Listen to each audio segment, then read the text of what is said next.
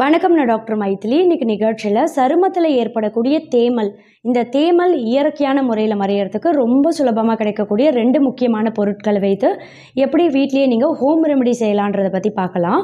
முதல்ல தேமல் உங்கள் உடம்புல கைகளில் இருக்குது, கால் பகுதியில் இருக்குது, முதுகு, முகத்தில் இருக்குது அப்படின்னா கூட சரி, எந்த பகுதியில் இருந்தாலும் ஒரு வெற்றிலை எடுத்துக்கோங்க.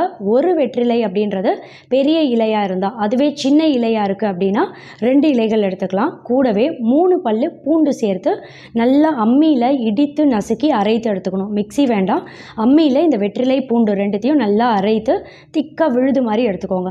உங்கள் உடம்புல எந்த பகுதியில் தேமல் இருக்கோ அந்த தேமலுக்கு மேலே இந்த விழுது எடுத்துருக்கீங்க இல்லையா, அதை கொண்டு நல்லா ஒரு 2லேருந்து 3 நிமிடம் நல்லா தேய்த்து மசாஜ் பண்ணுங்கள். 3 நிமிஷத்துக்கு அப்புறம் அடுத்த ஒரு 10 நிமிடம் அப்படியே விட்டுருங்க.